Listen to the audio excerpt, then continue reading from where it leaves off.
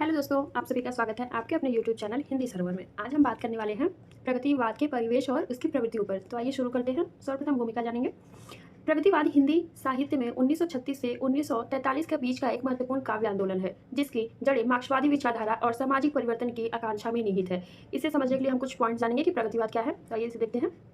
प्रगतिवाद एक साहित्यिक आंदोलन है जो मार्क्सवादी विचारधारा पर आधारित है। यह शोषित वर्गों जैसे मजदूर, किसान और वंचित जो समाज से वंचित लोग हैं के संघर्ष को कविता के माध्यम से व्यक्त करता है और सामाजिक आर्थिक शोषण के खिलाफ आवाज उठाता है। इसका उद्भव और स्थापना जानते हैं। 1936 में प्रगतिशील लेखक संघ की स्थापना लखनऊ में हुई, जिसके पहले सम्मेलन की अध्यक्षता प्रेमचंद ने की। यह आंदोलन फोस्टर द्वारा 1935 में पेरिस में स्थापित प्रोग्रेसिव राइट्स एसोसिएशन की भारतीय शाखा से प्रेरित था। सज्जाद जुहीर और मुल्क राज आनंद इसकी स्थापना में प्रमुख हैं। अब इसका जान लेते हैं कि विकास और विचारधारा क्या है।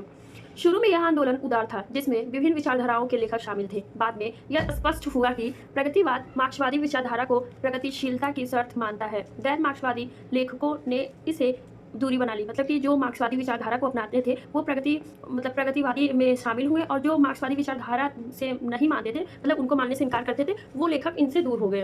अब हम जानेंगे कि कौन कौन से कवि प्रमुख हैं। केदारनाथ अग्रवाल, त्रिलोचन, गजानन माधव मुक्तिबोध, नागार्जुन, केदारनाथ सिंह, रामविलास शर्मा, रामधारी सिंह दिनकर भी प्रगतिवादी धारा से जुड़े, लेकिन वे मार्क्सवाद के साथ साथ अन्य विचारधाराओं में संतुलन बनाते थे। यानी कि वो मार्क्सवादी विचारधारा को भी अपनाते थे, उसके साथ साथ वो अन्य विचारधाराओं को भी मतलब अपने कविताओं के माध्यम से लोगों को प्रेरित करते थे। अब जानेंगे कि इसकी पृष्ठभूमि और परिस्थितियाँ क्या है। इससे पहला जानते हैं इसका आरोप और जवाब। कुछ लोग प्रगतिवाद को विदेशी विचारधारा मार्क्सवाद से प्रेरित मानते हैं, जिसका भारतीय परिस्थितियों से कोई संबंध नहीं है। यह आरोप गलत है, क्योंकि 1930 के दशक में भारत में समाजवादी विचारधारा का प्रभाव बढ़ रहा था। गांधी के असहयोग और सविनावज्ञा आंदोलन की विफलता के बाद जनता समाजवाद की ओर आकर्षित हुई। जवाहरलाल नेहरू, सुभाष चंद्र बोस, जयप्रकाश नारायण, राम मनोहर लोहिया जैसे समाजवादी लोकप्रिय रहे ये नेता। आगे हैं इसमें भगत सिंह और चंद्रशेखर आजाद जैसे क्रांतिकारी भी मार्क्सवादी विचारधारा से प्रभावित थे। अब देखेंगे कि वैश्विक और भारतीय संदर्भ में क्या इसको किस नज़र से देखा जाता है। 1917 की सोवियत क्रांति ने दुनिया भर में समाजवादी विचारों को प्रेरित किया, और 1929 की वैश्विक आर्थिक मंदी ने पूंजीवाद के प्रति अविश्वास को बढ़ाया। आगे है, भारत में ट्रेड यूनियन, किसान, मजदूर और आदिवासी आंदोलन जोर पकड़ रहे थे। महिलाएं भी अपनी आज़ादी के लिए संघर्ष कर रही थी। लेनिन के विचार साम्राज्यवाद, पूंजीवाद का चरम रूप है, ने भारतीय बुद्धिजीवों को प्रभावित किया। अब इसका हम जान लेते हैं कि इसकी विशेषताएं क्या हैं। अब पहली विशेषता, मार्क्सवाद में विश्वास। यानी कि जो प्रगतिवादी कवि हैं वो मार्क्सवाद में मतलब अपना विश्वास रखते थे, तो उसका ही पहली यहाँ पे विशेषताएं दिखा गई हैं। प्रगतिवादी कवि साम्य और समाजवाद में विश्वास रखते हैं। वे पूंजीवादी व्यवस्था को हिंसक क्रांति के माध्यम से समाप्त कर समाजवादी और साम्यवादी व्यवस्था लाने के पक्षधर में है। उदाहरण में मुक्तिबोध की कविता की पंक्ति है, लाल क्रांति की लड़ने वाली मजदूर सेना आम, उनको उनके स्त्री पुरुषों को मेरा लाल सलाम। अगली विशेषता, समाजवादी यथार्थवाद। कवि आदर्शवाद या अध्यात्मकवाद में नहीं बल्कि यथार्थवाद में विश्वास रखते हैं। यह यथार्थवाद अर्थव्यवस्था और उत्पन्न प्राणी पर आधारित है। इसमें हम उदाहरण में नागार्जुन की पंक्तियाँ देखेंगे, दाने आए घर के अंदर कई दिनों के बाद, चमक उठी घर भर की आंखें कई दिनों के बाद। आप ये लाइन लिख दीजिएगा अगर विशेषताएं, मतलब अगर ये प्रश्न आता है। एक एक लाइन है, अगर आपको एक लाइन याद आए, लेकिन आप मतलब उदाहरण जरूर बताइएगा पेपर में। अगली विशेषता है पूंजीवाद के प्रति आक्रोश। पूंजीवाद को मजदूरों के शोषण का कारण माना जाता है।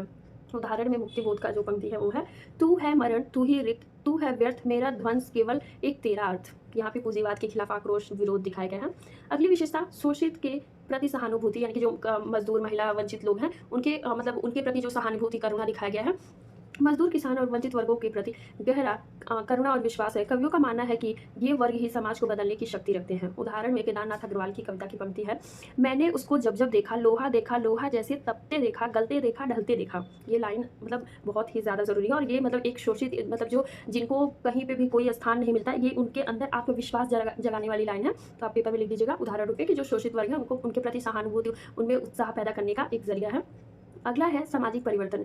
कवि वर्ग संघर्ष के माध्यम से आमूल चूक परिवर्तन चाहते हैं। यहाँ पे रामधारी सिंह दिनकर की मतलब कविता की पंक्ति है, सिंहासन खाली करो कि जनता आती है। अगली है राष्ट्रीय चेतना। प्रगतिवादी कवि राष्ट्रीयता को वंचित वर्गों के आधार पर परिभाषित करते हैं, न कि सांस्कृतिक गौरव या अतीत के आधार पर। यहाँ नागार्जुन की कविता की लाइन है, जहाँ न भरता पेट देश वहाँ कैसे भी हो महानरक है। यानी कि ये जो नागार्जुन है वो अपनी कविता में बताते हैं, राष्ट्रीय चेतना के प्रति बताते हैं कि जहाँ देश का पेट नहीं भर सकता, वो देश ही कहा महानरक के समान है, यानी कि नरक के समान है।